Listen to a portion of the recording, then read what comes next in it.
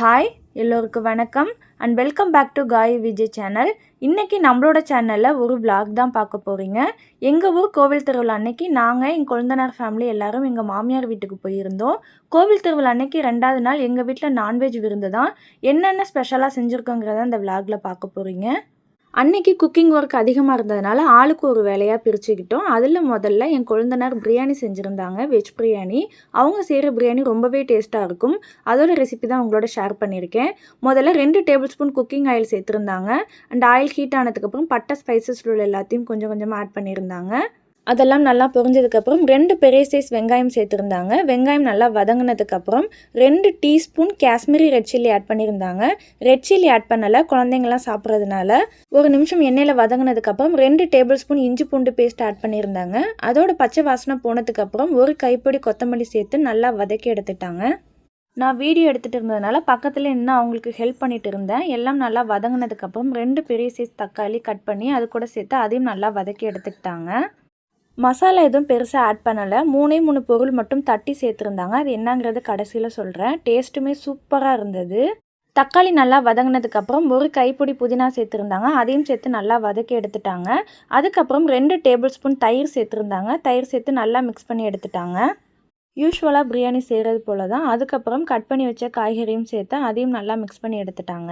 அதுக்கப்புறம் 1.5 டம்ளர் அரிசி ஊற வச்சுருந்தாங்க. 1.5 டம்ளருக்கு 3 டம்ளர் தண்ணி சேர்த்து நல்லா கொதிக்க வச்சு எடுத்துட்டாங்க.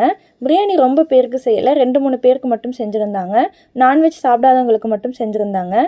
கரண்ட் அடுப்பில் ரொம்ப நேரம் ஆனதுனால கேஸ் அடுப்பில் மாற்றிக்கிட்டாங்க. நான் சொன்ன சீக்ரெட் மசாலா இது தான். 2 ஏலக்காய், 2 கிராம்பு, 2 பட்டை தட்டி சேர்த்துருந்தாங்க. வேறு எந்த ஒரு மசாலாவும் சேர்க்கலை. இது 3 பொருள் மட்டும் தட்டி சேர்த்துருந்தாங்க, அவ்வளோதான். கொதிக்கும் போதே அவ்வளோ ஒரு மணமாக இருந்தது. பிரியாணியோட டேஸ்ட்டும் சூப்பராக இருந்தது. அதுக்கப்புறம் தேவையான அளவு உப்பு சேர்த்து ஊற வச்ச அரிசியும் சேர்த்து நல்லா மிக்ஸ் பண்ணி எடுத்துட்டாங்க. லைட்டாக ஒரு கொதி வந்ததுக்கப்புறம் இன்னும் டேஸ்ட் அதிகமாகிறதுக்காக 2 டேபிள் ஸ்பூன் கீ சேர்த்துருந்தாங்க. கீ சேர்த்து நல்லா மிக்ஸ் பண்ணி விட்டதுக்கப்புறம் மூடி போட்டு 3 விசில் விட்டு எடுத்துட்டாங்க. 3 விசில். அவ்வளோதான், பிரியாணியோட வேலை முடிஞ்சிடுச்சு. இந்த பக்கம் பார்த்திங்கன்னா என்னோட மாமியார் கறி குழம்பு, மீன் குழம்பு தாளித்து விட்டுருந்தாங்க. குழம்பு நல்லா கொதிச்சிருந்தது. இந்த 2 குழம்போட ஃபுல் ரெசிபியும் என்னால் ஷேர் பண்ண முடியல. திருவிழா டைமுங்கிறதுனால வீட்டுக்கு கெஸ்ட்டு வந்து போயிட்டு இருந்தாங்க. அவங்கள கவனிக்கவே கரெக்டாக இருந்தது. நெக்ஸ்ட் டைம் வீட்டுக்கு போகும்போது கண்டிப்பாக அவங்க சமைக்கிற ரெசிபியும் உங்களோட ஷேர் பண்ணுறேன். எங்கள் மாமியாருமே நான்வெஜ் எல்லாம் சூப்பராக சமைப்பாங்க. சைட் பை சைட் மீனும் வறுத்து எடுத்துக்கிட்டாங்க. நீங்களாம் நினைப்பீங்க வீடியோலாம் மாமியார் கொழுந்தனார் மட்டும் சமைக்கிறாங்கன்னு. நாங்களுமே பின்னாடி நின்று அவங்களுக்கு தேவையான காய்கறிலாம் நறுக்கி கொடுத்து ஹெல்ப் பண்ணிட்டு தான் இருந்தோம். அந்த கிளிப்ஸ்லாம் வீடியோவில் இன்க்ளூட் பண்ணலை. அது மட்டும் இல்லை, நாங்களாம் ஒன்றா மீட் பண்ணுறதுனால நான்வெஜ் ரெசிபிலாம் என் மாமியார் தான் செய்வாங்க. என் ஹஸ்பண்ட் கொழுந்தனாருக்கெல்லாம் பிடிக்குங்கிறதுனால. அண்ட் பிரியாணிக்கு தேவையான தயிர் பச்சடி என் கொழுந்தனார் ரெடி பண்ணி வச்சுட்டாங்க. கொழுந்தனாருன்னு சொல்கிறீங்க, இவங்க யாருன்னு ஒரு சிலருக்கு தெரியும், ஒரு சிலருக்கு தெரியாது. என் ஹஸ்பண்டோட ஓன் பிரதர் இவங்க.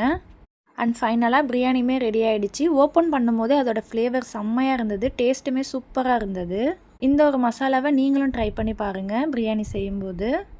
அவ்வளோதாங்க, இதோட இந்த vlog முடியுது. அடுத்த ஒரு இன்ட்ரெஸ்டிங்கான vlogல உங்கள் எல்லாரையும் நான் மீட் பண்ணுறேன். அப்புறம் பார்ப்போம். ஹோப் எல்லாருக்கும் இந்த வீடியோ பிடிச்சிருக்குன்னு நினைக்கிறேன். நம்மளோட சேனல் பிடிச்சிருந்தா லைக், ஷேர் அண்ட் சப்ஸ்கிரைப் பண்ணிக்கோங்க. தேங்க்யூ.